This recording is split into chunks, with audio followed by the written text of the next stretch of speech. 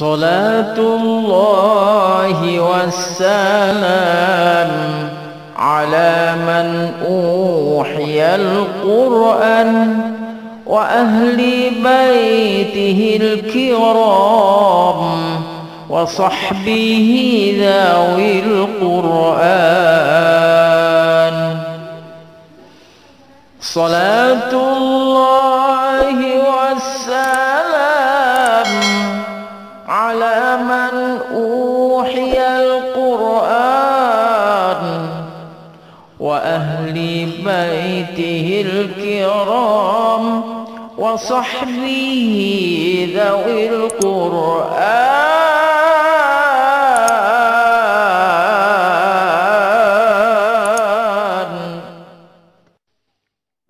Ya pun, kita mulai saja acaranya. Assalamualaikum warahmatullahi wabarakatuh. Waalaikumsalam warahmatullahi wabarakatuh. Alhamdulillahirabbil alamin. Assalatu wassalamu ala asrofil anbiya wal mursalin sayyidina wa maulana Muhammadin wa ala alihi washabihi ajma'in. Amma ba'du. Asyhadu an la ilaha illallah wa asyhadu anna Muhammadur Rasulullah. Allahumma sholli ala sayyidina Muhammad wa ala ali sayyidina Muhammad. Walhamdulillahirabbil alamin. Alhamdulillahirabbil alamin. Terima kasih untuk para hadirin yang sudah bergabung di live Zoom untuk diskusi.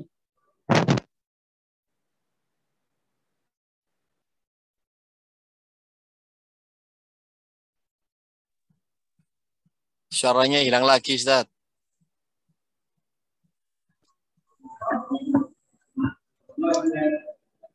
Ngeten sampun nggih. Nggih, sampun. Halo. Nggih, ampun. Nggih, sampun. Halo, halo. Sampun nggih. Nggih, sampun pikiran.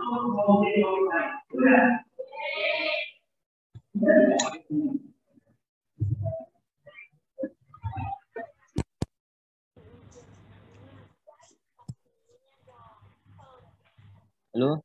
Assalamualaikum. Oh nggih. Waalaikumsalam warahmatullahi wabarakatuh. Berarti suaranya sampun muncul nggih? Sampun, alhamdulillah. Oh nggih. Lambat saya yang lambat. Saya lambat. Nggih. Ada error. Oh nggih. Baterai nggih. Ustadz Andi udah ada, Ustadz Andi. Oh nggih sampun wonten. Niki pun masuk teng pembukaan iki wae. Oh, pun direkam nggih. Nggih, sampun. Ya. Monggo silakan. Ayo. Nggih niki acara selanjutnya niku diskusi doa pembukaan. Nanti jenengan sing mimpin nggih Ustadz Anam. Oh, jarang dibuka iki ya. Nggih. Doa pembukaannya tasik dereng nih. Nggih, monggo Ustadz Anam dibuka dengan doa. Ya, Fatihah mawon nggih. Oh nggih. Ila abaina wa ummahatina wa mu'allimina min syayikhina wa min syirril qurra'in wa syarril ya. Inna Allah taqabbal minhum hasanatihim wa ya'ali darajatihim fil jannati wa qaradihim wa 'ulumihim wa nafa'atihim wa rahmatin fid dini wa dunya wal akhirah wa ila hadratin nabiyil mustafa sayyidina Muhammadin sallallahu alaihi wasallam ashabil kiramil fatihah. A'udzu billahi minasy syaithanir rajim. Bismillahirrahmanirrahim. Alhamdulillahi rabbil alamin. Ar-Rahmanir-Rahim. Maliki yaumiddin. Iyyaka na'budu wa iyyaka nasta'in. Ihdinas siratal mustaqim. Siratal ladzina an'amta 'alaihim ghairil maghdubi 'alaihim waladdallin. Amin. Monggo silakan Ustaz Andi ya, bisa dimulai. Oke nih. Alhamdulillah matur suwun Ustadz Anam sudah memimpin doa. Dan untuk Ustadz Andi monggo silakan disampaikan materi yang sudah dipersiapkan, dan untuk hadirin yang sudah join mohon dipersiapkan catatannya, mungkin ada hal-hal yang perlu disampaikan di diskusi yang akan bisa disampaikan di sesi selanjutnya. Monggo Ustadz Andi. Baik. Terima kasih Ustadz Andres. Assalamualaikum warahmatullahi wabarakatuh. Waalaikumsalam warahmatullahi Warahmatullahi wabarakatuh. Alhamdulillahirabbil alamin wassalatu wassalamu ala rasulih as-sadiqil wa'dil amin sayyidina wa maulana Muhammadi wa ala alihi wa sahbihi ajma'in. Amma ba'du. Yang terhormat pada Ustadz Khairul Anam sebagai senior kami baik di majelis talaki setiap pada subuh pagi, juga senior kami di Jabiyah Ad-Durubi, yang terhormat kepada Ustadz Fadili dan Ustadz Syaka sebagai salah satu dewan dari Ad-Durubi dan juga sebagai santri aktif yang selalu mengais pada subuh di majelis talaki di Ampel. Yang terhormat kepada seluruh pemirsa yang telah menyiapkan diri atau menyediakan waktu untuk bisa bergabung di acara di sini pada malam hari ini, yaitu diskusi nihayah, diskusi tentang kitab Nihayatul Qaulil Mufid yang biasanya kita adakan setiap minggu, setiap hari Selasa. Dan pada malam hari ini bertepatan edisi yang ke-8, di mana edisi ke-8 ini adalah edisi khusus berdasarkan dari permintaan dari Al-Karam Ustadz Khairul Anam untuk mengupas, untuk mengungkap fakta sifat yang ke-12, yaitu sifat qalqalah. Karena mungkin karena banyaknya riwayat atau torik yang kita dengar di Indonesia ini khususnya, mungkin banyak sekali tentang teori pengertian maupun praktek tentang qalqalah yang kadang kita merasa bingung. Ini sebenarnya yang benar itu qalqalah itu bagaimana sih? Maka dari itu pada malam hari ini acara di sini membahas untuk mengungkap fakta tentang sifat yang ke-12, yaitu sifat qalqalah. Baik pemirsa yang saya hormati, pemirsa yang dirahmati Allah, tentunya pada malam hari ini pembahasan ini betul qaulil mufid pada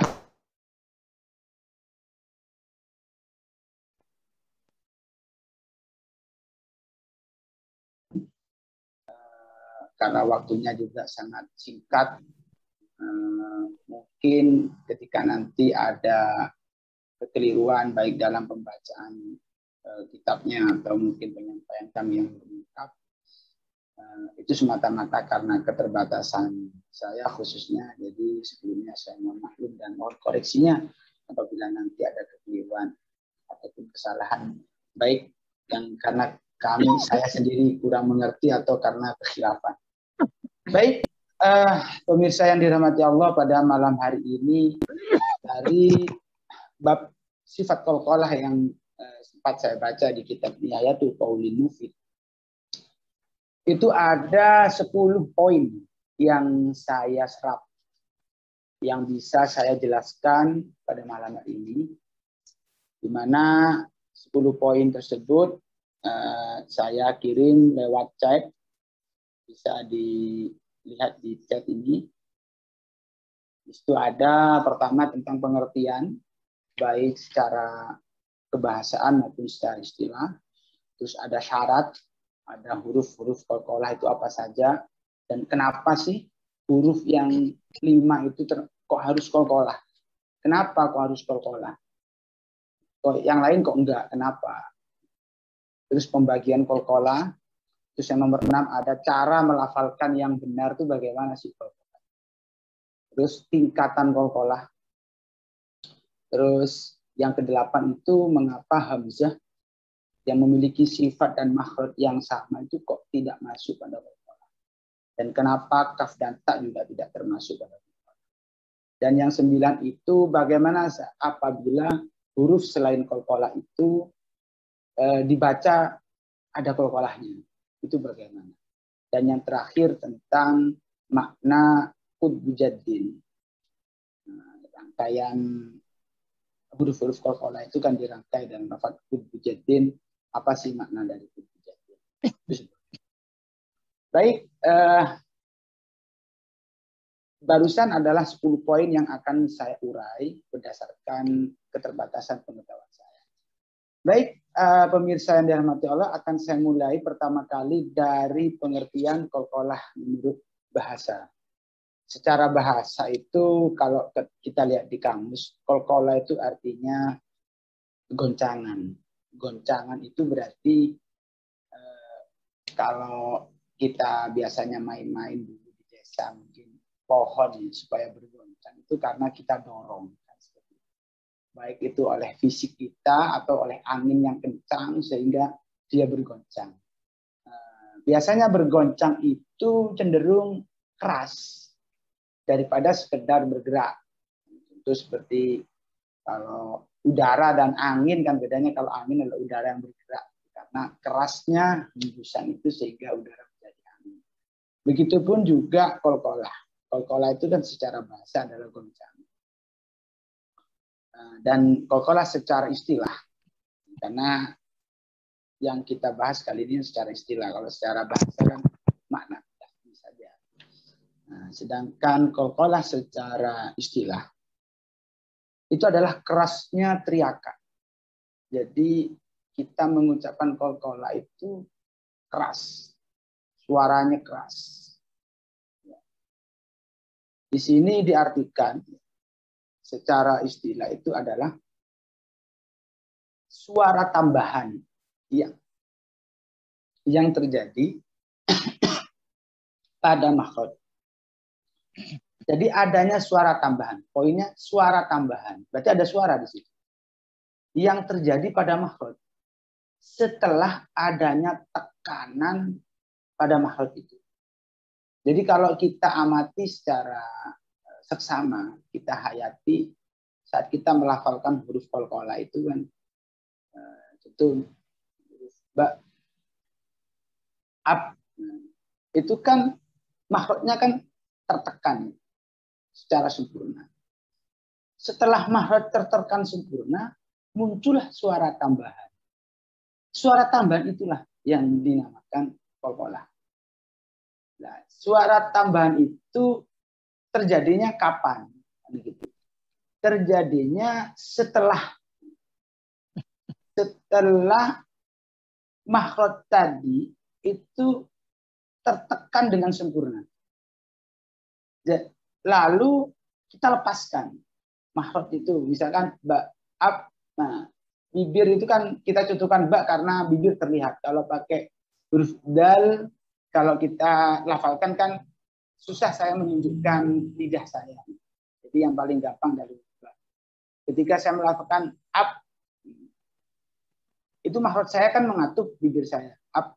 Setelah bibir saya menekan dengan sempurna, ab, lalu makhraj saya terbuka. Ba. Sehingga bersuara. Jadi qalqalah itu harus dilakukan setelah makhrajnya huruf itu tertekan dengan sempurna dulu. Jangan sampai makhrajnya belum sempurna sudah keluar suara qalqalahnya. Harus disempurnakan dulu makhrajnya, lalu makhrajnya dilepas. Pelepasan makhraj ini menimbulkan suara. Suara itulah yang dikatakan suara tambahan yang disebut sebagai qalqalah. Nah, di sini suara itu dihasilkan bukan hanya dari makhraj, tapi dari sifat juga. Sifat setelah makhrajnya tertutup, sifatnya ini itu kan jahar dan syiddah. Di mana kedua sifat itu sama-sama menahan baik dari segi nafas dan suaranya tertahan.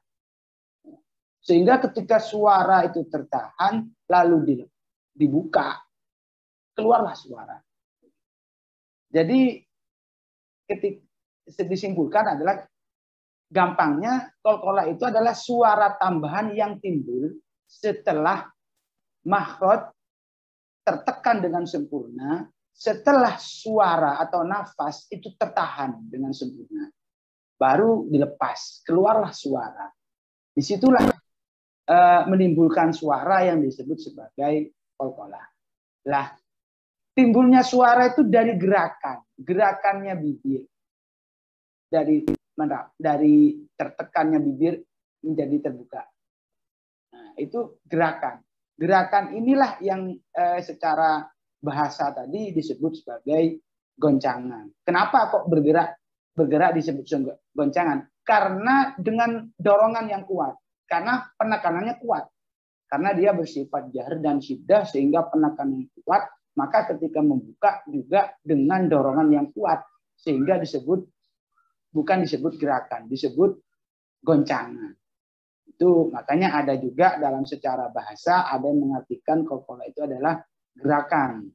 Contoh seperti dalam kamus As-Sihah, di situ ada qalqalahu, qalqalatan, wa qalqalan, fatuqalati. Maksudnya itu adalah harokahu, kita menggerakkan dia sesuatu, fataharok maka dia bergerak dan wattorob dan bergoncang. Bergoncangnya karena gerakan kita kuat. Kuatnya ya karena penekannya kuat. Kan biasanya pantulan sebuah bola itu tingginya itu berdasarkan kekuatan lemparannya. Seberapa kuat lemparannya, maka sekuat itu pula pantulannya. Jadi tidak mungkin ketika makhraj itu tertekan dengan kuat, penggerakannya lemah. Itu tidak mungkin. Namanya juga pantulan. Sehingga ini disebut suara yang muncul itu dari pergerakan makhraj yang membuka. Setelah ada tekanan yang sempurna itu disebut sebagai goncangan. Sehingga menimbulkan suara. Suara tambahan inilah yang dinamakan sebagai qalqalah. Itu adalah pengertian dari qalqalah secara bahasa dan secara istilah. Kita sekarang beranjak kepada syarat. Lalu syarat itu berarti kan apa saja yang bisa dipenuhi. Baru itu berlakulah hukum qalqalah. Itu disebut syarat. Syarat itu harus dipenuhi sebelum terjadinya kegiatan ya. Jadi huruf-huruf saja, huruf-huruf dari 29 atau 28 huruf itu apa saja yang bisa dikolkolahkan itu harus memenuhi syarat.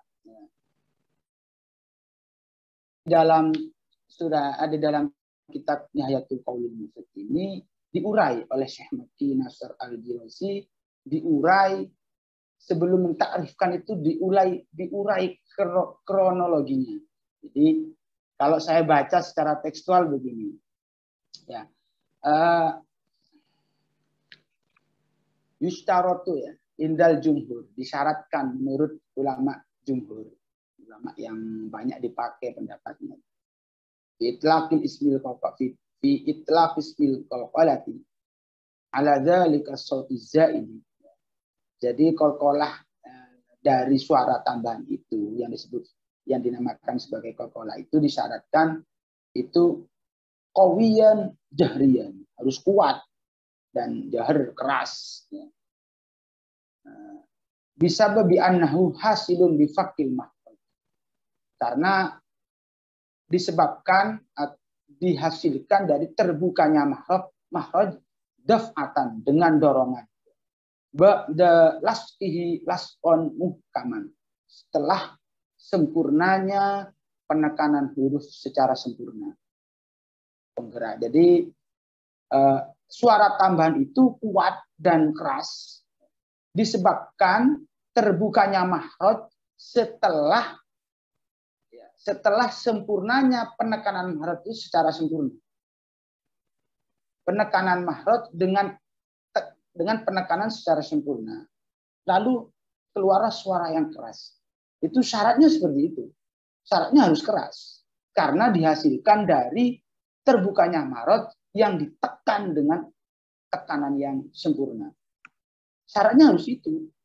Karena itulah walidha khossu Ulama jumhur mengkhususkan kepada al-qalqalah itu bihurufin, kepada huruf ijtama'at, yang berkumpul di dalam huruf itu asyiddatu wal jahru, sifat jahr dan syiddah.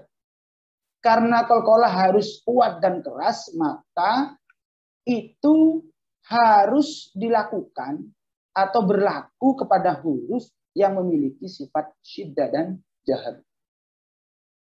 Di situ, itu syaratnya. Jadi syaratnya harus jahr dan syiddah. Selain itu tidak memenuhi syarat. Nanti diurai. Hamzah kenapa punya sifat jahr dan syiddah kok tidak masuk? Padahal kan memenuhi syarat. Itu ada pengecualian, nanti akan diurai pada poin 8. Juga termasuk ta dan kaf, dia punya suara tambahan. Kenapa dia kok suara tambahannya kok tidak dikategorikan qalqalah? Itu nanti masuk di poin 8. Baik, itu adalah syarat ya, untuk bisa melafalkan qalqalah itu kepada huruf apa saja. Huruf yang bisa dilakukan atau bisa menghasilkan suara yang kuat dan keras. Dan itu hanya bisa dihasilkan oleh huruf yang dilakukan dengan penekanan yang sempurna, yaitu huruf yang memiliki sifat syiddah dan jahr. Baik, pemirsa yang dirahmati Allah, poin berikutnya yang bisa saya serap dari kitab Nihaya ini adalah kenapa harus qalqalah? Ya. Kenapa huruf yang punya jahr dan syiddah itu kok harus qalqalah, itu kenapa? Misalkan kita melafalkan contoh ab. Kenapa harus ab? Kenapa harus qalqalah? Kok nggak ab gitu aja, kenapa? Gitu kan. Itu pertanyaannya. Istilahnya kalau bahasa sekarang itu, kalau istilahnya kaum ngengkel itu kan aneh-aneh aja gitu. Ab gitu aja lesmari. Enggak, ini ada alasan tertentu kenapa huruf yang memiliki sifat jahr dan syiddah itu kok harus diqalqalahkan, itu ada alasannya. Karena di sini dijelaskan ya, wa inna ma sumiyat bidzalik li anna sautaha la yakadu yatabayyanu bih sukunha. Dikarenakan huruf yang memiliki sifat jahr dan syiddah itu hampir saja suaranya itu tidak terdengar. Hampir saja. Kalau kita bilang ab, nah itu kan tidak terdengar. Kita itu masih mendengar karena didahului huruf fathah. Coba kalau misalkan huruf itu berdiri sendiri dalam keadaan sukun. Contoh, ba sukun. Nggak bisa, nggak keluar suara. Hampir. Kalaupun ada tuh, kalau kita menekan dengan kok, nah, itu hampir tidak terdengar. Berbeda dengan sifat huruf yang memiliki sifat hamis, contoh huruf sin. Sin itu meskipun tidak berharokat masih ada kemungkinan terdengar. Ya, kalau sifat jahr dan syiddah sudah suaranya tertahan, nafasnya tertahan, ya, kemungkinan suaranya itu sulit terdengar. Ya. Karena itulah maka para ulama itu untuk huruf qalqalah itu ditambah, dijelaskan, ditampakkan sebagian harokatnya. Sesungguhnya dinamakan qalqalah itu karena suaranya hampir saja tidak jelas, tidak sampai keluar kepada yang berharokat. Tidak seperti yang kita kenal ba-nya itu nggak sampai segitunya, kalau tanpa adanya qalqalah nggak sampai keluar ba, itu nggak ada. Itu aja. Karena kuatnya makhraj dan sifatnya itu. Makanya demikian. Nah, sesungguhnya ya, karena cocoknya sifat dan syiddah itu, nafas dan suaranya tertahan, itulah yang menyebabkan dia itu sulit untuk terdengar. Di mana jahr itu menahan nafas dan syiddah itu menahan suara. Maka tatkala dua sifat ini berkumpul dalam satu huruf, maka butuh upaya yang keras. Dalam artian kita harus berusaha sekuat mungkin untuk mengeluarkan, membunyikan suara itu. Itu harus begitu. Nah, ya kan? Itu berat sekali begitu. Sehingga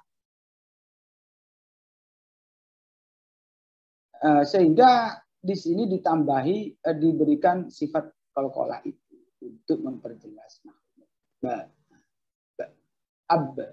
Kalau itu kan susah mendengarkannya ya.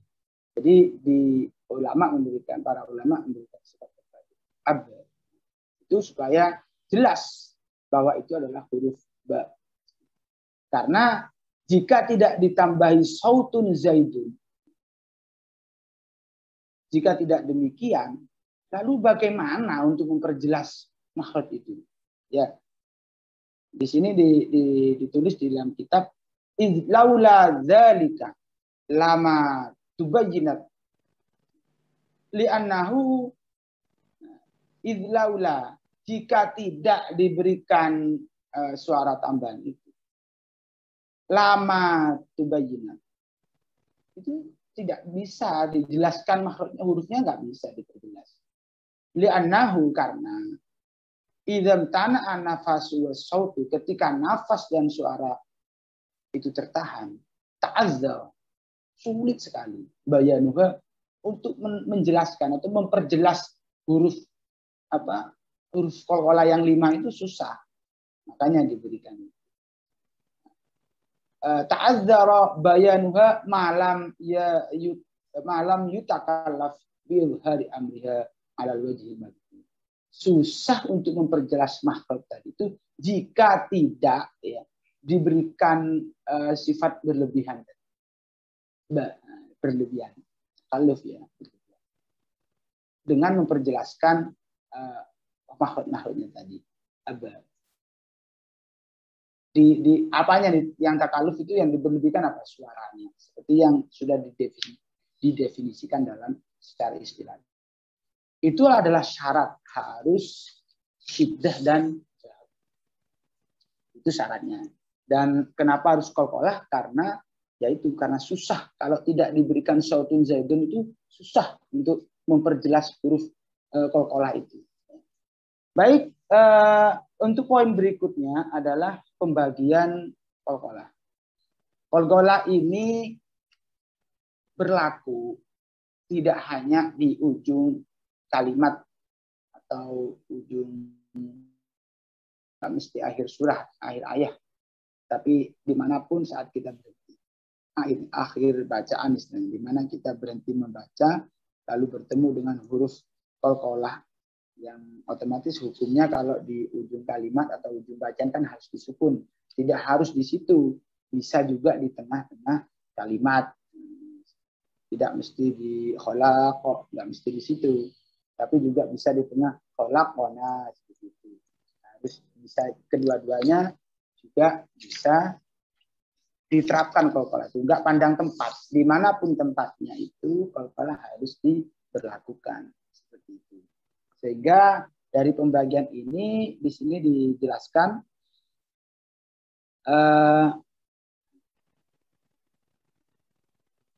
sebentar saya lihat teks dulu.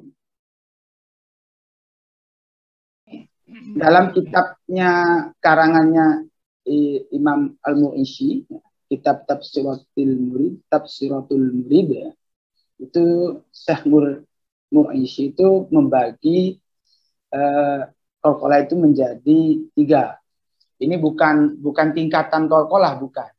Huruf itu dibagi, dari 5 huruf itu dibagi 3. Yaitu yang pertama itu adalah huruf. Ini pertama kita jelaskan huruf-huruf qalqalahnya ya. Huruf qalqalah itu terdiri dari yang dikumpulkan dalam kata qudbu jaddin, qaf, ta, ba, jim, dan dal. Itu adalah huruf qalqalah yang memiliki sifat jahar dan syiddah, termasuk hamzah. Untuk riwayat lain ada riwayat yang hamzah itu diqalqalahkan ada, tapi itu bukan termasuk riwayat yang sahih ya. Jadi bagi kita yang mau mengamalkan qiraah yang hafsah tidak diperkenankan untuk mengkolkolahkan hamzah. Tapi hamzah itu memang memiliki sifat syiddah dan jahr. Namun hamzah dikeluarkan dari saudara-saudaranya karena ada pengecualian sendiri nanti yang akan kita bahas di poin nomor.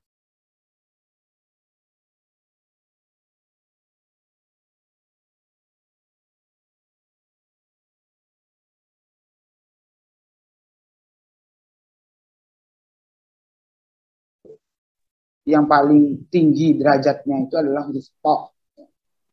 To. Terus yang kedua adalah huruf jim. Yang ketiga itu milik 3 huruf yaitu qaf, dal, dan qaf, ba, dan dal. Ini kalau kita cari alasannya kenapa sih ya Syekh Mursi itu kok to itu ada di tingkatan teratas. Kenapa jim ada di tengah itu? Apa kalau di mana di kitab Nihaya ini tidak diurai karena Syekh Makki ini mengutip perkataannya Syekh Mursi. Kalau kita ingin tahu alasannya Syekh Mursi, kenapa Syekh Mursi itu meletakkan kok itu di tingkat akla, di bagian akla itu ya kita ada buka kitabnya Syekh Mursi. Nah di sini saya sempat ambil sedikit kenapa tok itu ada di akla itu perkataannya Syekh Mursi itu karena tok itu memiliki jumlah sifat lebih banyak yang kuat. Sifat yang kuat itu lebih banyak daripada huruf yang lain. Sehingga dia ada di tingkatan akla. Jadi ada istibabnya, istiqlahnya ya. Terus ada kuat sifat sifatnya juga sudah harus sudah istiqlah, itbab. Ada 5 sifat yang kuat untuk di huruf to itu. Makanya Syekh Mursi meletakkan di bagian akla. Untuk lebih rincinya bisa nanti dilihat kitab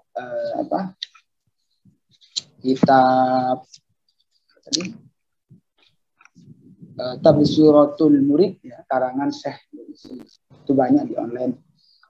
Baik, setelah tingkatan setelah pembagian qalqalah itu sekarang kita masuk ke poin nomor 6 yaitu cara melafalkan qalqalah. Ini kan pengertian sudah syaratnya harus huruf syiddah yang bersifat syiddah dan jahr. Kenapa harus qalqalah? Karena sulit untuk dijelaskan kalau tanpa adanya sautun zaidun. Terus hurufnya adalah 5 huruf qutb jaddin. Lalu pembagiannya tok yang paling a'la. Sekarang cara melafalkan yang benar tuh bagaimana?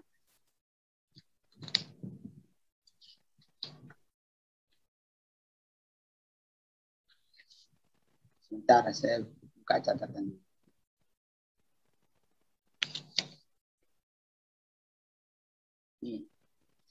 Ini cara melafalkan qalqalah ini Syekh Makki mengutip atau menukil dari perkataan Syekh Hijazi dalam kitab syarahnya ya.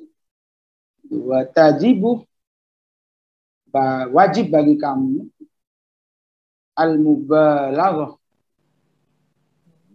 untuk mubalaghah itu sampai atau berlebihan lebih fil qalqalati di dalam melafalkan qalqalah itu hatta yasma'u ghairuka hingga orang lain itu mendengar nibrotan qawiyatan aliyatan.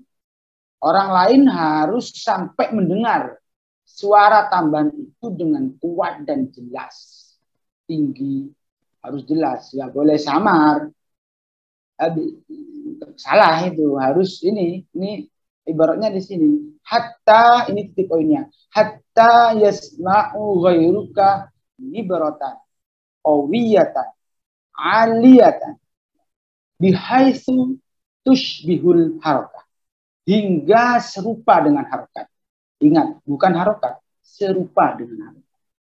Jadi cara melafalkan qalqalah itu suaranya harus disampaikan sampai ya.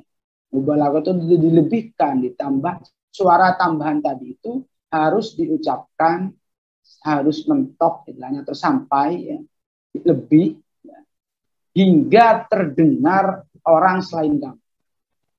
Bukan hanya terdengar saja, tapi harus didengar secara nibrotan, qawiyatan, aliyatan, jelas, kuat dan tinggi.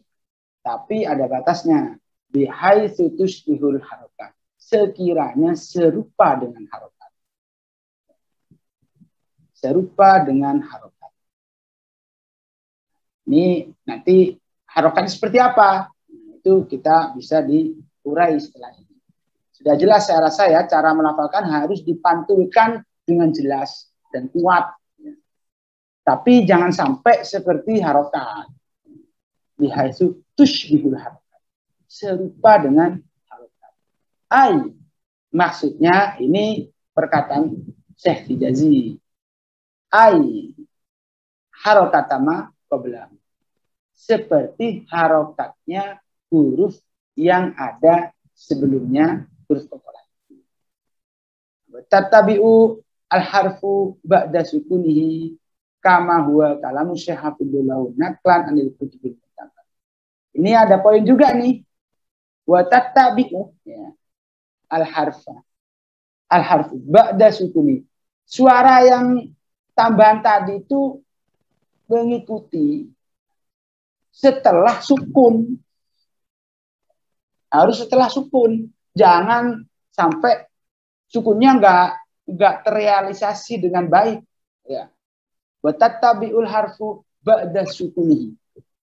Kama huwa kalam Syekh Hafidhullah naklan anil kutubil mutabarak. Fala tata'atta al-qalqalatu illa bil jahril balighi faman iktafa. Nah, ini sudah ini ibarat lain ya. Jadi saya jelaskan kembali, melafalkan qalqalah itu harus dipantulkan dengan jelas, kuat dan tinggi. Sekiranya serupa dengan harokat. Enggak boleh samar. Tapi ingat, wa tatabi'ul harfu ba'da sukuni. Jatuh setelah masuk sukunnya itu. Sukun dulu baru diqalqalahkan. Lalu karena cara melafalkan seperti ini itu hanya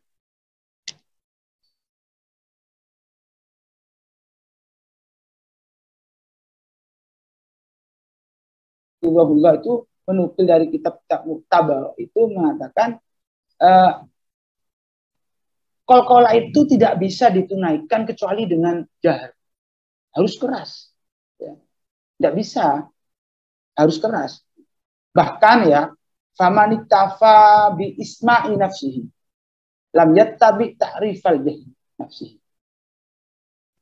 Bahwa sampai sehingga jika orang itu hanya mencukupkan dirinya sendiri saja yang dapat mendengar pantulan qalqalah itu tidak masuk ta'rif jahr. Ta'rif jahr. Seperti sholat jamaah ya, atau ya sholat malam, sholat jahriyah. Itu yang dikatakan jahr itu kan harus didengar orang lain. Kalau didengar diri sendiri itu terdengar, tetap keluar suara, tapi dirinya sendiri yang saja yang mendengar. Jangan terbalik, bukan yang tidak terdengar, bukan yang tidak jahr itu dibatin pakai hati, bukan. Sir itu juga terdengar, tapi dirinya saja. Kalau jahr harus orang lain harus dengar juga. Maka jahr ini Syekh Hafidhullah ini fala ta'atta tidak bisa terpenuhi itu qalqalah itu kecuali dengan. Bahkan orang yang hanya melafalkan qalqalah itu hanya terdengar dirinya sendiri saja itu tidak masuk jahr. Di anna adnal jahri isma'u, karena jahr itu harus didengar oleh orang lain. La isma'u nafsihi, tidak cukup didengar oleh diri sendiri. Faman asma'u al-qalqalata nafsahu faqat.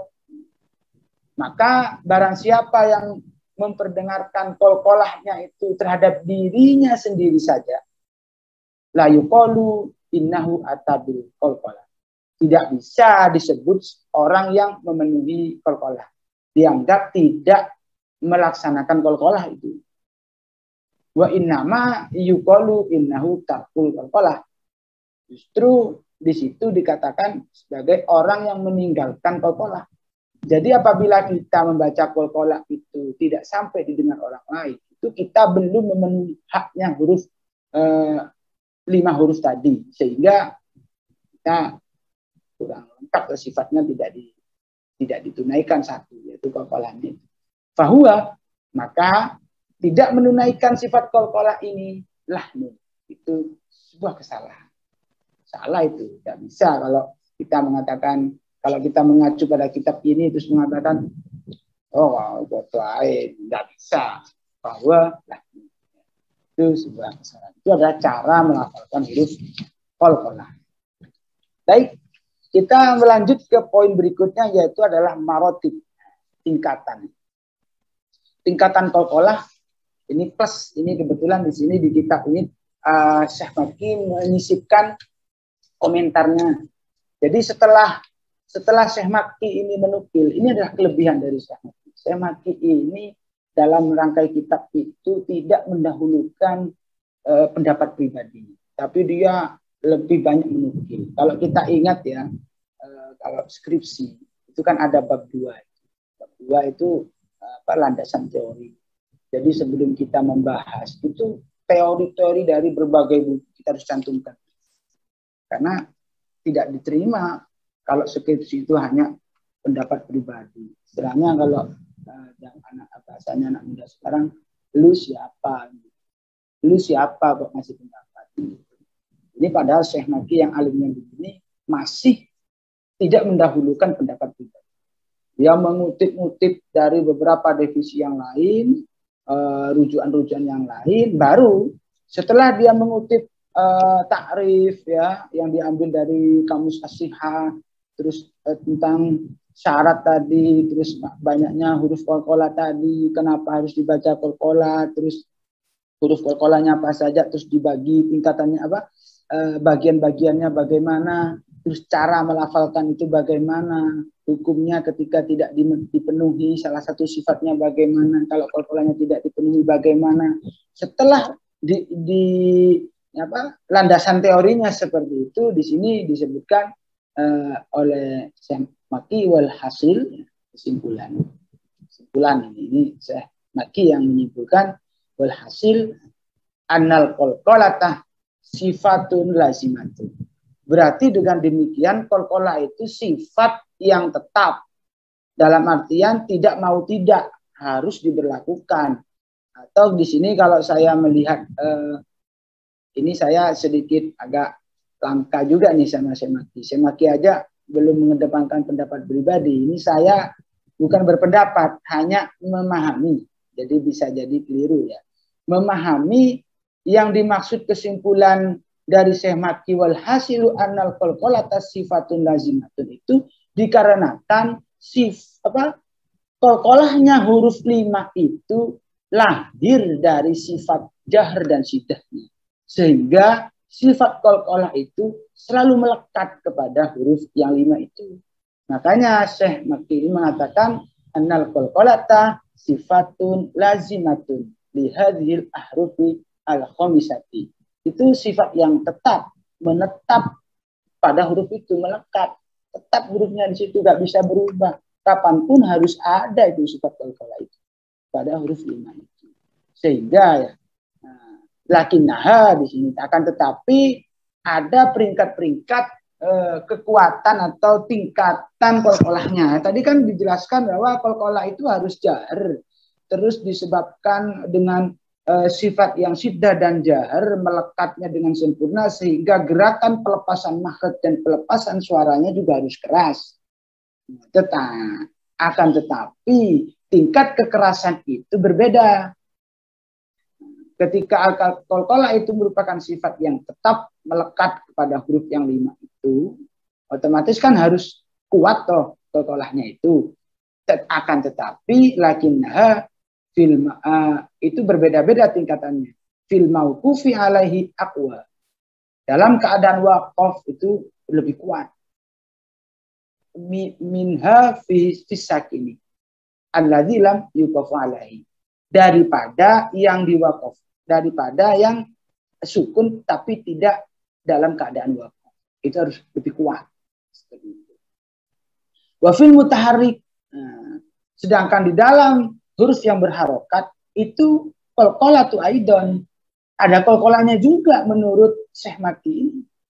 Lakinnaha, tetapi qalqalanya huruf 5 tadi dalam keadaan berharokat itu aqallu fihi minas sakin, lebih sedikit daripada sukun. Ini yang menjadi itu bagi kita dulu sebelum belajar ini tuh nyeleneh kan. Kok bisa ya huruf qalqalah itu berharokat, kok bisa qalqalah begitu. Ini kan Syekh Maki ini memasukkan qalqalah kepada huruf yang berharokat ini dikarenakan timbulnya sifat qalqalah itu dari sifat jahar dan siddahnya huruf 5 itu. Sedangkan sifat jahar dan siddahnya huruf 5 itu kan terus ada baik dalam keadaan waqaf, sukun yang tidak waqaf ataupun berharokat. Kan tetap ada, tidak hilang itu sifat jahar dan siddahnya. Sehingga ketika sifat jar dan siddahnya masih ada, tentunya masih ada pula sifat qalqalah itu. Namun lakinna aqallu fihi minas sakini alladzi lam yuqaf alaihi. Itu lebih sedikit ya, qalqalahnya daripada yang sukun tapi tidak dalam keadaan waqaf.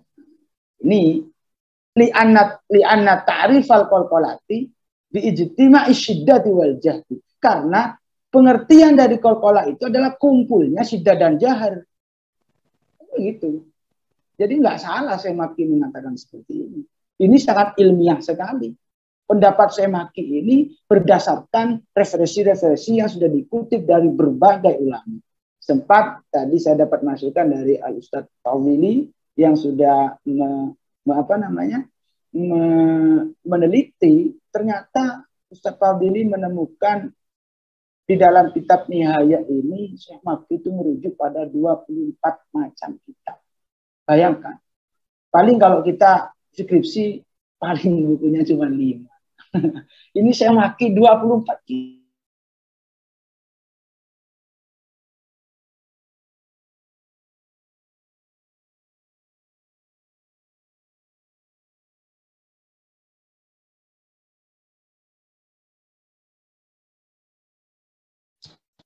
Kama fil murisi yasiru ila anna hurufal qalqati la tanfaku anil qalqati indetah. Namun nih ada pengecualian meskipun dengan alasan jahar dan syiddah itu tetap melahirkan qalqalah meskipun dalam keadaan berharokat.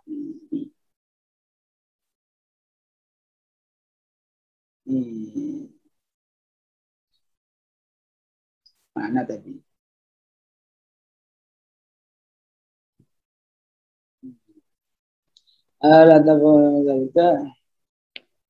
Nah, wa illam takun, meskipun ya al-qalqalatu idza taharrukiha meskipun qalqalah dalam keadaan berharokat itu enggak jelas, enggak tampak.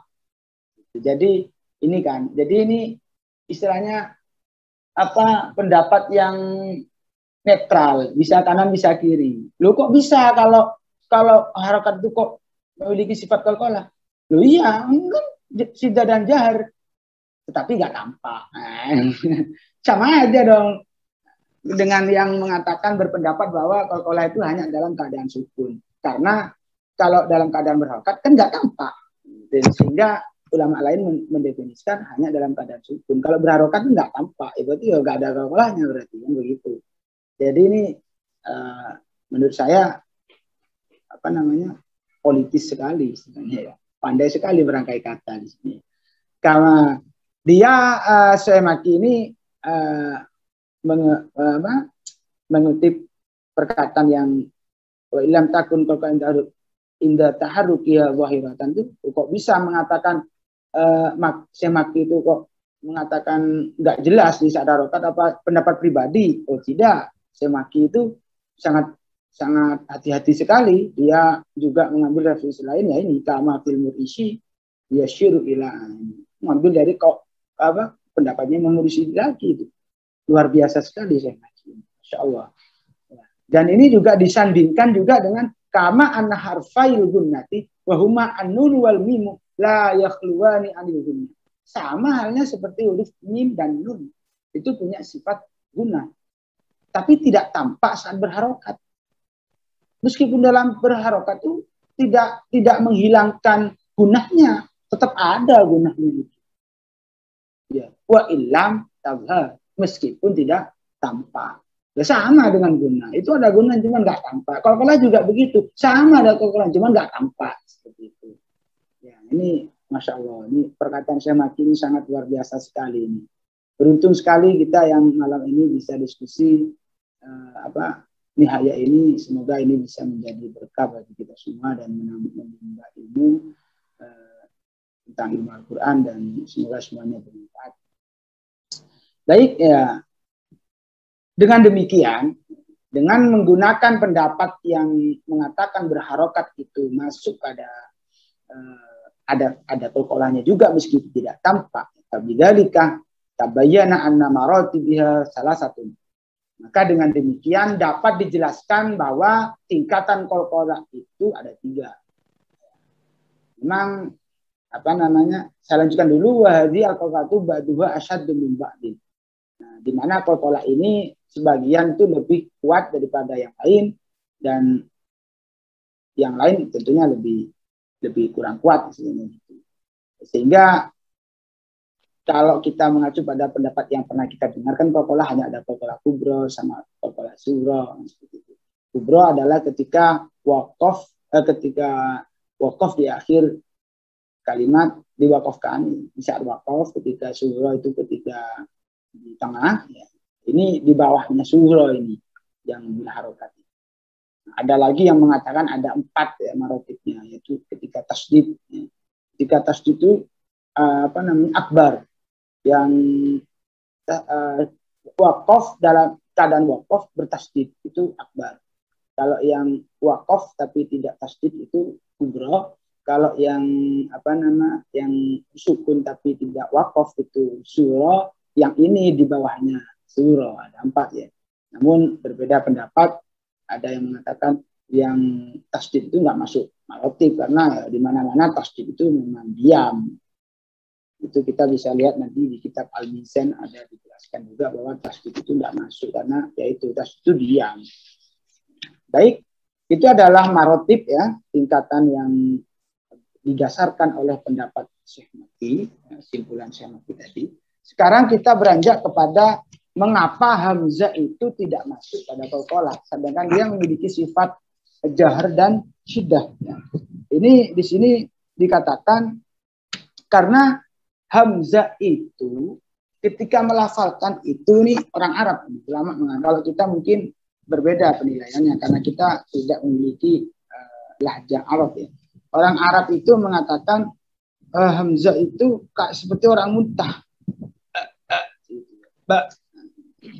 Apalagi ditambah itu kan susah ya ini. Ini ya, jadi sebentar lebih jelasnya nih. Cuma lam anna ba'dahum ya adhafa ila ahrufil qalqalati al khamsatil hamzat alilan dzalika. Itu sebagian ulama itu memasukkan hamzah itu masuk kategori qalqalah ya karena ilatnya sama, yaitu memiliki sifat syiddah dan jahar seperti halnya yang dimiliki oleh sifat-sifat qalqalah yang 5 tadi. Namun walakinal jumhur, tetapi ulama yang jumhur itu akhrajuha, mengeluarkan hamzah itu dari sifat qalqalah. Wala'ala sababa dzalika ma fi ri'ayah. Ini sama juga ini sebab-sebabnya tidak memasukkan ini. Syekh Makki masih mengambil dari kitab ri'ayah. Anal hamzatah itu kata hawa aitaqayya bekas lah. Seperti orang batuk. Itu batuk kering. Setelah itu batuk kering. Atau kata hawa seperti orang muntah ya. Fajarat adatil ulama bi ikhrajha bila tofa. Sehingga para ulama, kebiasaan ulama itu memberlakukan kepada hamzah itu dikeluarkan dari itu tahwa itu menjadi dengan suara lembut. Wariskin itu santai. Wa adami takaluf dan tanpa adanya pantulan lebihan, tanpa adanya lebihan pantulan. Tidak ada seperti itu adatul ulama seperti itu. Wa adami takaluf fi waqti makhrajiyah. Tidak perlu meniadakan berlebihannya dalam makhrajnya itu. Li'alla yafharu sautun yushbihu tawa, supaya tidak jelas seperti orang yang mau muntah. Ini Semaki juga menukil wa qala al-Maqdisi fi syahihi ala al-Jazariyah inna ma akhrajaha jumhur, sesungguhnya ulama jumhur itu mengeluarkan hamzah itu min hurufil qalqalah, dari huruf qalqalah itu lamma yadkhuluha min at-takhfif, karena hamzah itu masuk kategori huruf-huruf yang ringan. Halatas sukuni, ketika dalam keadaan sukun. Itu jadi ada dua referensi yang ditampilkan oleh Syekh Makki dalam mengeluarkan hamzah ini dari saudara-saudaranya yang karena hamzah termasuk ringan dan supaya tidak menyerupai orang yang muntah. Berikutnya adalah huruf kaf dan ta. Ini tinggal satu poin lagi selesai. Nah, huruf kaf dan ta kenapa ini tidak dikatakan qalqalah? Karena kelebihan suara yang dihasilkan oleh kaf dan ta itu bukan berasal dari penekanan nafas, karena nafasnya terhempas. Ini Syekh Makki menukil dari perkataan Syekh Mur'isi ya, dalam kitab risalahnya itu, walam yu'abdul kafa wa ta'a al-musanna al-fawqiyah min hurufil qalqalati ma'anna fihima sautan zaidah hadatsa indan fitahi makhrajaihima li'anna dzalika sauti fihima. Nih pentingnya, li'anna dzalika sauti fihima, karena sesungguhnya lebihnya suara pada huruf kaf dan ta itu yulabisu jarriya nafas, itu beriringan dengan berlalunya nafas, sehingga huruf kaf dan ta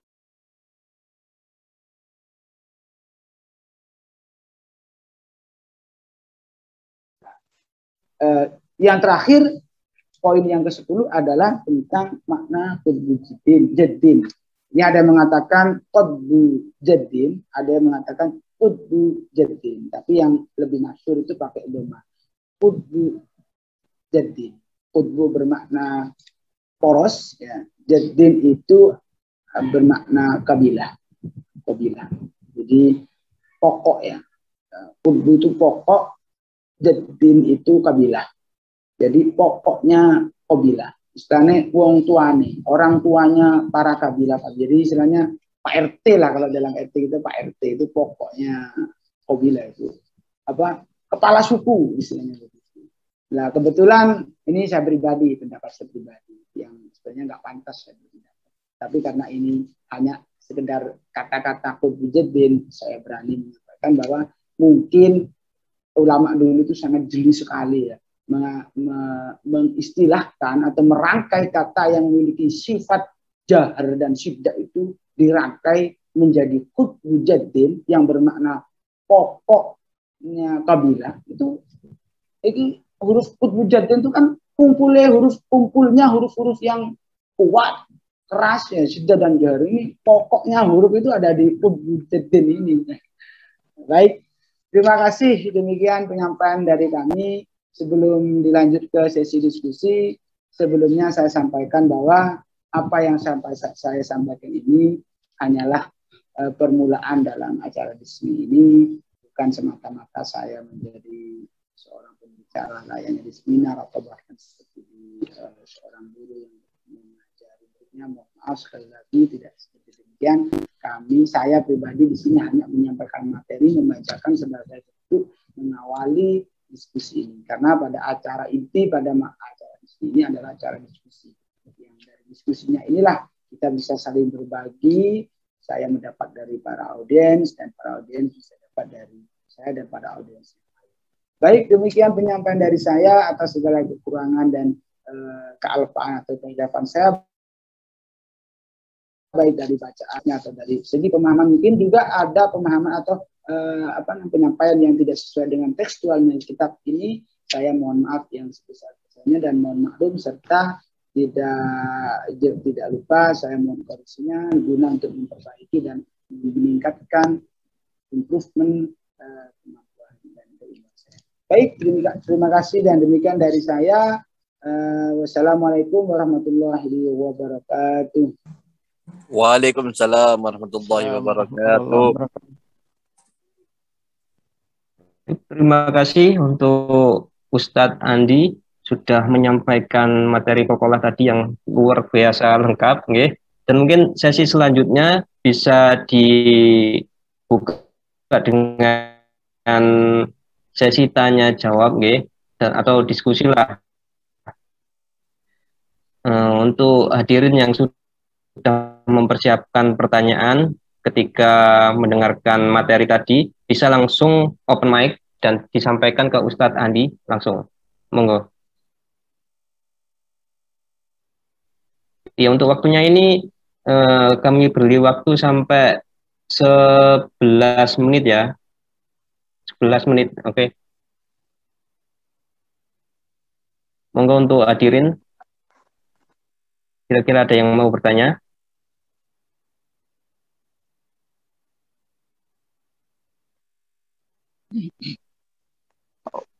Putus-putus ya saya ya. Putus-putus ya. Dari awal putus-putus. Oh, ini juga tergantung koneksi masing-masing. Tadi di sini juga kadang-kadang putus-putus nih. Tapi untuk materi secara keseluruhan masih bisa ditangkap nggih? Ya, mudah-mudahan nanti untuk rekamannya bisa enak ya. Oh, nggih. Ya. Lalu selanjutnya siapa yang mau tanya itu, Mas Andre? Ya, atau mungkin bisa disampaikan di kolom chat nggih.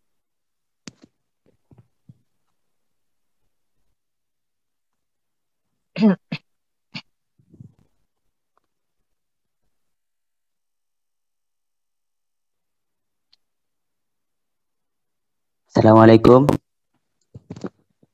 Salam. Ya, saya mau bertanya masalah beberapa huruf qalqalah itu ya. Mau tanya masalah tingkatan qalqalah untuk huruf qaf sama ta itu qalqalahnya lebih kuat mana? Maaf tadi putus-putus. Koneknya masih putus-putus tadi. Jadi masih belum lengkap. Belum kedengaran. Oke. Ya, untuk mungkin untuk ketika dikolkolahkan antara huruf qaf sama ta itu lebih kuat mana? Terima kasih. Itu pertanyaan saya. Ini mungkin Ustadz Andi bisa langsung dijawab. Ini pertanyaannya, tingkatan huruf untuk qaf dan ta itu kira-kira lebih tinggi mana? Baik, terima kasih. Yang kami sempat serap di sini, di dalam kitab Syekh Makki ini kan dia menyampaikan dua referensi. Di sana ada yang mengatakan yang pertama kali itu kan huruf ta itu yang a'la. Lalu di paragraf berikutnya itu beliau menyampaikan Itu kan bukan pendapatnya Syekh Maki. Syekh Maki itu menukil. Itu huruf qaf itu awal mula dari qalqalah itu miliknya huruf qaf. Yang lain itu mengikuti qaf. Namun setelah kami teliti dari berbagai kitab, itu yang paling banyak berpendapat itu huruf ta itu yang lebih tingkatan yang paling tinggi, dikarenakan dia memiliki 5 sifat yang kuat. Sifatnya paling kuat itu huruf ta, sehingga dia memiliki tingkatan ini. Baik, demikian dari saya, Ustaz.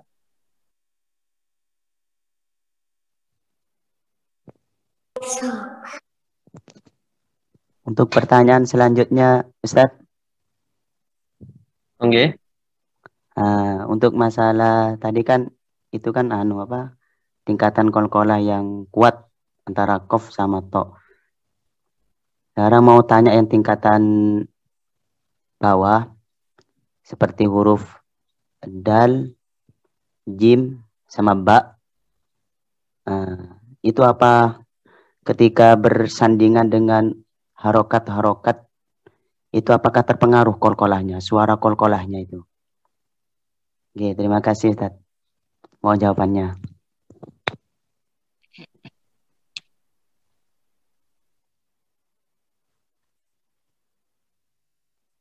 Langsung saya jawab, Ustaz. Monggo.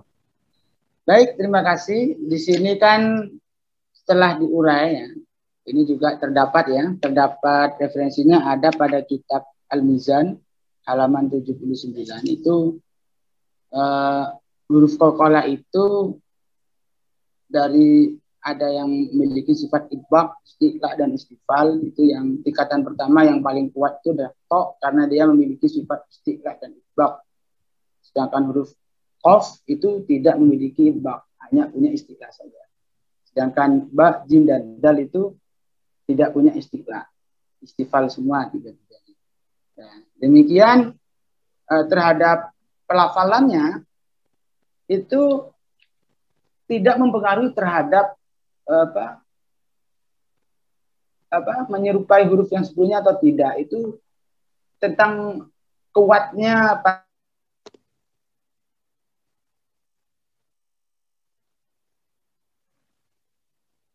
Putus-putus. Masih putus-putus. Itu ya. Maaf. Bisa diulang ya? Ya, Baik, putus-putus. Ya, baik, saya ulang. Untuk dari tingkatan tadi itu tidak mempengaruhi terhadap tabiknya, mengikuti kepada huruf yang sebelumnya atau tidak. Itu hanya mempengaruhi kepada zaidnya saja, pantulannya itu saja. Jadi karena huruf to misalnya, huruf to itu kan pantulannya kan lebih kuat karena tekanannya juga lebih kuat, otomatis pantulnya lebih kuat daripada yang ba, jim, dan dal. Tetapi kuat atau tidak kuatnya pantulan itu yang dipengaruhi oleh sifat-sifat yang dimiliki, itu tidak mempengaruhi terhadap bunyi suara yang menyerupai huruf sebelumnya. Semuanya ini perlu saya jelaskan terlebih dahulu bahwa dalam hal suara yang dihasilkan itu ada berbagai pendapat ya. Ada yang mengatakan qalqalah itu menyerupai huruf yang sebelumnya. Ada yang mengatakan menyerupai huruf yang setelahnya. Ada yang tidak menyerupai semuanya. Yang penting menyerupai fathah saja. Nah, sehingga kalau kita ikut pendapat yang menyerupai huruf yang sebelumnya, maka ketiga-tiganya itu ya harus menyerupai huruf yang sebelumnya. Hanya saja tingkatan pantulannya itu lebih kuat yang to. Karena tekanannya dia lebih kuat. Namun dari ketiga pendapat yang mengatakan serupa dengan harokat sebelumnya, serupa dengan harokat yang setelahnya, atau yang tidak memandang sekelilingnya, yang penting itu serupa dengan fathah. Dari tiga pendapat itu, yang serupa dengan fathah tanpa melihat sesudah dan sebelumnya itu lebih rojeh, lebih soheh, bukan soheh sih, lebih apa? Lebih utama. Di sini ada referensinya, ada pada kitab Ghayatul Murid ya. Itu di fi ilmi tajwid halaman 145 itu dijelaskan ya. Innaha ya. Yang pertama itu faqil, ada mengatakan innaha aqrabu ilal fathi mutlaqon. Ada mengatakan innaha aqrabu ilal fathi mutlaqon. Secara mutlak itu mendekati kepada harokat fathah. Wa huwa al-arjah. Dan apa? Yang mendekati fathah secara mutlak itu lebih rajih. Ya, itu satu dari pendapatnya si pendapatnya dalam kitab Ghayatul Murid ya. Ada mengatakan di sini dari kitab Al-Amid fi ilmi tajwid ya. Jusat apa halaman 65 itu karangannya Mahmud Besai. Itu di sini jelaskan ya. Wakil ada mengatakan innal qalqalatah takunu aqrabu ilal fathi daiman. Selamanya, dalam artian selalu mendekati kepada harokat fathah. Dunal tafati ila kaunima qoblal harfi al-muqalqali aw ma ba'dahu maftuhan. Tidak melihat sekelilingnya, tidak melihat kepada keberadaan huruf sebelumnya atau yang setelahnya. Baik itu maftuhan, fathah, maksuron, kasrah, amatuna. Wa huwa ma aro ulawiyah. Yang demikian itu aku melihatnya yang ulawiyatul amal. Lebih utama-utamanya pengamalan. Jadi ada dua pendapat ya dari kitab Al-Amid fi ilmi tajwid dan kitab Ghayatul Murid yang mengatakan bahwa melafalkan qalqalah itu yang aqrabu ilal fathah ilal fathi itu arjih dan aula, lebih utama. Sehingga jawaban pertanyaan tadi itu tidak mempengaruhi ke situ bagi yang ikut pendapat kepada yang mendekati huruf sebelumnya. Hanya saja pantulannya lebih keras. Baik, demikian, terima kasih. Halo. Saya bisa tanya Ustaz? Halo. Nggih, monggo. Alhamdulillah. Begini ada dua pertanyaan dari saya ya. Lupa saja sebenarnya sudah pernah dengar, kemudian sekarang lupa ya. Yang pertama tingkatan apa qalqalah itu ada qalqalah sugro, ada qalqalah kubro ya. Mungkin kalau kita baca di surat Tabbat Yada ada Tabbat Yada Abi Lahabi wa Tab. Nah itu yang paling kuat. Kemudian atau di Qul huwallahu ahad. Nah itu mungkin yang di akhir kalimat itu namanya qalqalah kubro barangkali. Kemudian yang di tengah Qul huwallahu ahad Allahus samad lam yalid wa lam yulad. Nah, lam yalid wa lam yulad kalau yang di tengah itu mungkin sughra ya. Kemudian yang tabbat yada abi lahabi wa tab. Nah, itu yang lupa saya.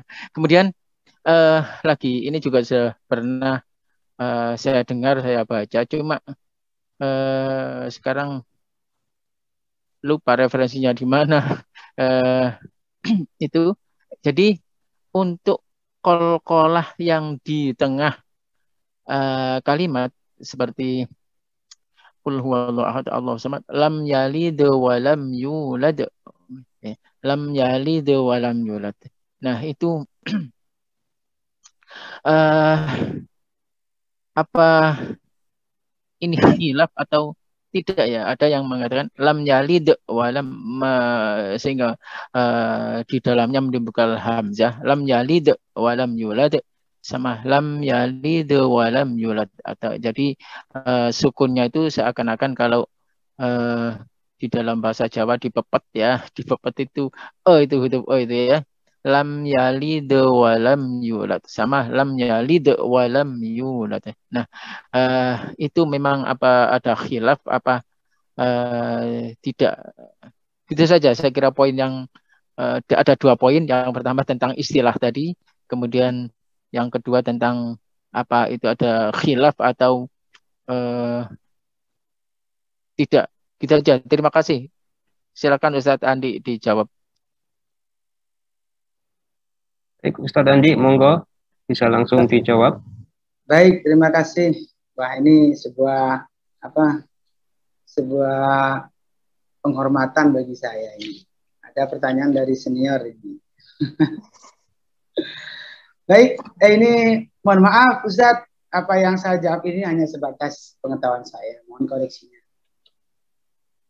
Mengenai marotib tadi itu memang ada mengatakan 4. Pertama itu yang akbar. Akbar itu yang saat waqaf bertasdid. Tetap itu ada mengatakan itu qalqalah akbar. Kalau yang kubro itu sukun waqaf, tapi bukan tasdid. Terus yang sukun tapi tidak waqaf itu masuk sugro. Yang keempat itu yang qalqalahnya dalam keadaan berharokat. Itu ada yang mengatakan 4 marotibnya. Ada yang mengatakan 3, yaitu kubro, sugro, sama harokat. Kalau yang akbar itu tidak masuk marotib, dikarenakan itu tasdid. Tasdid itu yurosu sukun. Ini saya sudah siapkan ini ibaratnya. Dari 8 halaman ini saya cari barusan, agak lupa di halaman berapa. Jadi tasdid itu mewarisi diam. Di mana-mana tasdid itu diam, tidak berlaku qalqalah untuk tasdid. Di sini ada tambahan di sini. Nanti coba referensinya saya sambil baca nanti. Tapi sudah saya siapkan tadi. Antara ini ada 4 referensi tambahan dari saya ya. Yang pertama dari kitab Al-Mizan, ya. Yang kedua dari kitab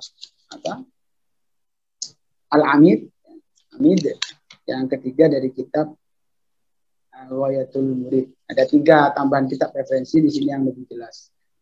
Nah, itu ada yang mengatakan 3 marotibnya. Ada yang mengatakan 2 marotibnya.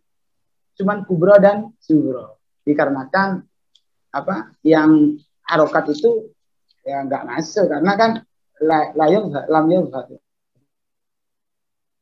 Tidak tampak qalqalahnya. Jadi yang tampak itu di saat sukun saja. Makanya di dalam kitab Al-Mizan ini dijelaskan secara istilah itu berbeda dengan di kitab Syafi'i, di kitab Nihaya itu di mana di kitab Al-Mizan itu dijelaskan qalqalah di dalam secara istilah itu adalah ittirabun, itu goncangan ya.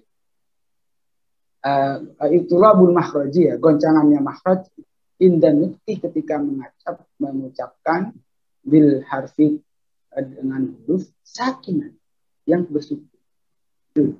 Di takrifnya kitab Mizan itu ada tambahan sakinah bersukun. Sehingga di dalam kitab Mizan juga itu marotibul qalqalahnya itu masuk pada 2 saja, kubro dan sugro. Itu untuk pertanyaan yang pertama. Kalau ada pertanyaan susulan bisa ditambahkan setelah saya menjawab untuk pertanyaan yang kedua.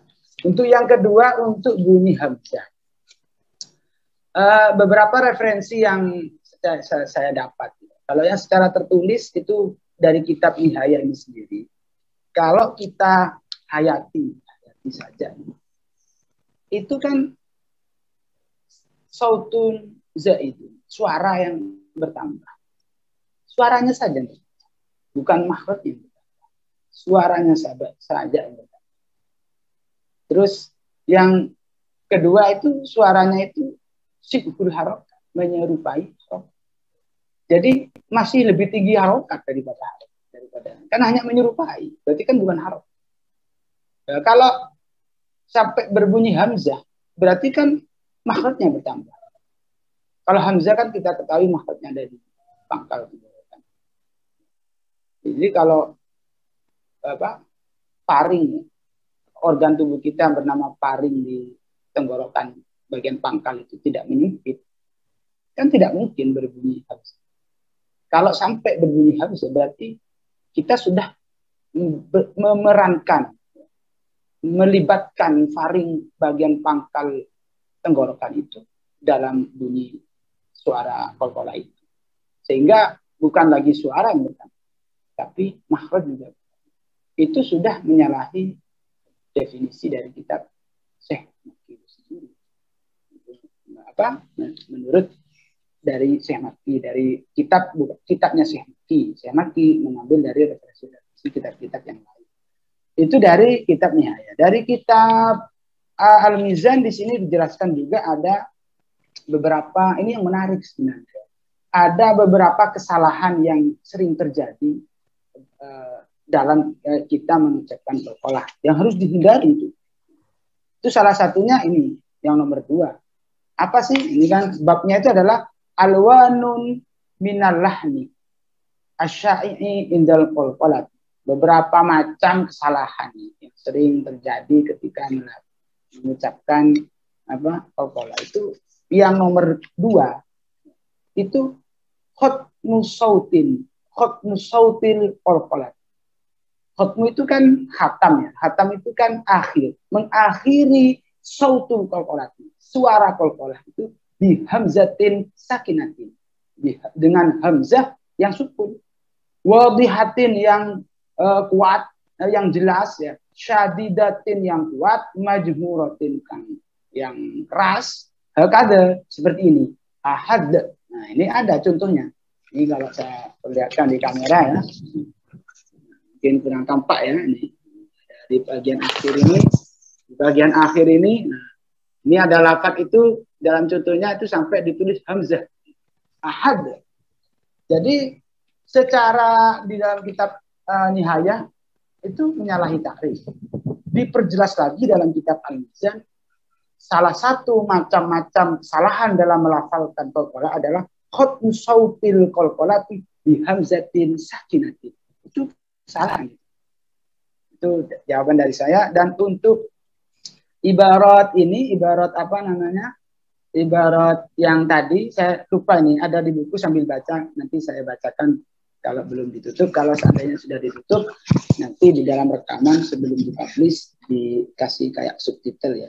Karena nggak sempat saya di saat saya tadi bicara mengatakan lupa tempatnya, nanti kalau ditemukan di saat itu ditambah subtitle di dalam, ibaratnya mengatakan bahwa tasdid itu kenapa tidak diperlakukan. Baik, terima kasih. Terima kasih Ustaz jawabannya ya. Jadi berarti nggak ada khilaf antara apa itu. Jadi kalau memang menimbulkan hamzah itu salah ya. Qul huwallahu ahad lam yalid wa lam yulad begitu. Untuk yang banyak ya, untuk dari saya saat ini mengacu dari 2 kitab ini, mohon maaf Ustaz, itu salah. Satu tidak menyalahi takrif dalam kitabnya ya, dan jelas itu merupakan sebuah kesalahan menurut kitab Mizan. Ya.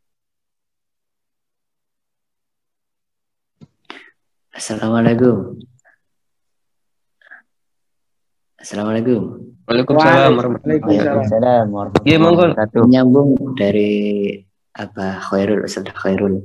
Jadi lebih tepatnya mungkin Ustaz Khairul juga memberi referensi pula, walaupun saya pribadi ada referensi tapi tanpa ibarah ya. Jadi ini sumbernya dari salah satu rekan yang talaki di Timur Tengah. Itu beliau mendapat hasil talaki itu menjelaskan memang bahwasanya ketika qalqalah itu ada seakan-akan bunyi hamzahnya. Beliau menyatakan sendiri.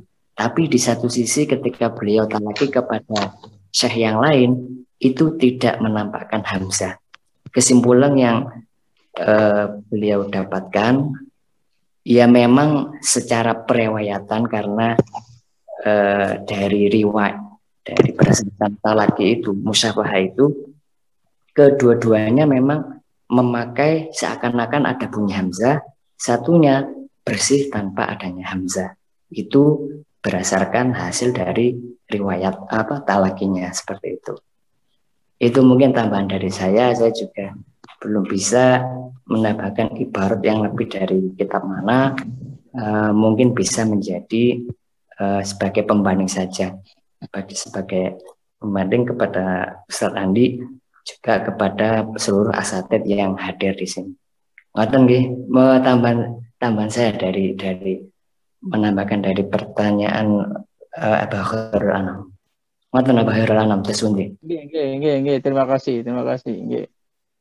Ini saya menambahkan untuk ibarat yang tadi yang bertasydid ya, tidak masuk marotib ya. Jelas di sini Dr. Aiman yang mengatakan dalam kitab Al-Mizan ini mengutip perkataan Dr. Aiman, Dr. Aiman Usdi Suwaid ya. Tafadhu ala hadha tafsir. Jadi arahu mantiqiyan idh yaqulu innahu minal ma'lum annal harfal musyaddad. Sesungguhnya huruf yang bertasydid awalnya itu harfu mudgham. Huruf yang itu kaumnya. Misalkan tab itu kan ba-nya kan diidghamkan ke huruf ba yang setelahnya. Wal mudgham la qalqan. Sedangkan huruf mudgham itu tidak dikolkolahkan. Wasaniwa huwa alladzi yuqalqilu wa huwa fi dzalika la yahtarifu anil fi qalqalati. Itu sementara ini mengatakan bahwa yang huruf mudgham itu tidak dikolkolahkan. Makanya itu tidak. Sebenarnya ada lagi ibarat yang saya lupa itu. Yurosu di HP saya mungkin. Yurosu diam pokoknya. Ini salah satu tadi yang saya baca, tapi bukan yang saya singgung tadi, bukan. Ini ibarat lain. Nanti tetap saya coba sampaikan nanti ibaratnya. Ini sedang saya cari. Baik, terima kasih Ustaz.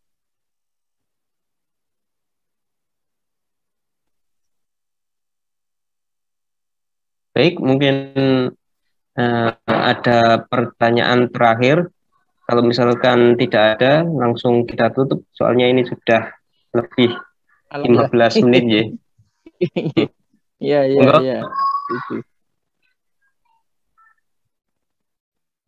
Cukup saya kira ya. Ampun ya, oke pun. Nah, kalau gitu terima kasih untuk para hadirin yang sudah join di live Zoom kali ini, diskusi kali ini. Mohon maaf apabila ada hal-hal yang kurang berkenan.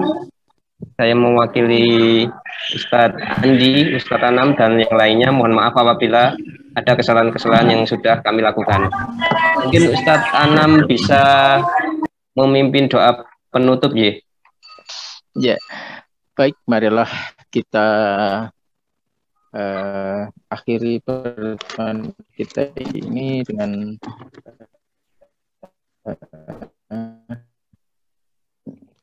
bacaan Ummul Quran dan menambah ilmu bagi kita sekalian yang bermanfaat fid dini wa dunya wal akhirah. Amin amin ya rabbal alamin. Al-Fatihah. A'udzu billahi minasyaitonir rajim. Bismillahirrahmanirrahim. Alhamdulillahi rabbil alamin. Ar-Rahmanir Rahim. Maliki yaumiddin. Iyyaka na'budu wa iyyaka nasta'in. Ihdinas siratal mustaqim.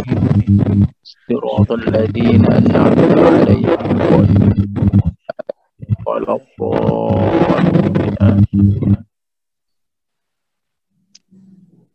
Subhanakallahumma asyhadu an la ilaha illa anta astaghfiruka wa atubu ilaik. Kita tutup. Wassalamualaikum warahmatullahi wabarakatuh. Waalaikumsalam. Waalaikumsalam.